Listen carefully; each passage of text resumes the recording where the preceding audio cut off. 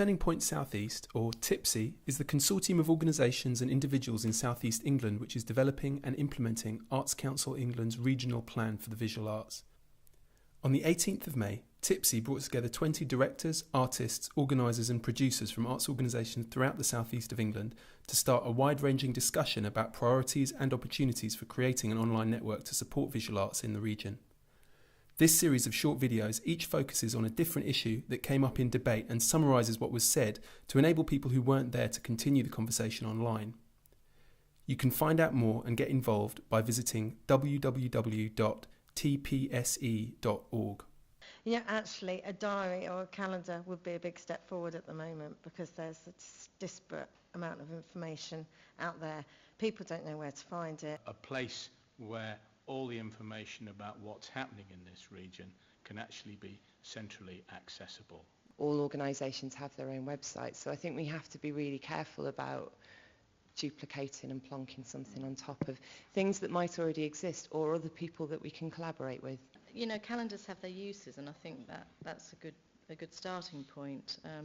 Bearing in mind that not all of us are producing something that necessarily an audience can come and see, so our work is a lot about process, and it doesn't really necessarily relate to calendar, and how would we have a presence within that kind of system. Audience is something that we really need to think about. You know, I mean, who are the people that are going to be using this site? As much as I may have regretted from time to time signing up to eFlux, I know an awful lot more about what's going on in the world in terms of galleries and museums, where they're coming at you. I don't have to go into some website and start searching. I also want to tell everybody within a 10-mile radius of my venue what's happening, so SMS distribution, Bluetooth distribution. Maybe this country does need something like Tipsy Flux or whatever you want to call it. Technology such as RSS feeds from everyone's website into a central place where the important thing is not, you know, it's not to have a separate place where everyone has to put their events. You need one place which is their own site where they keep it up to date and you know it's up to date. Yep.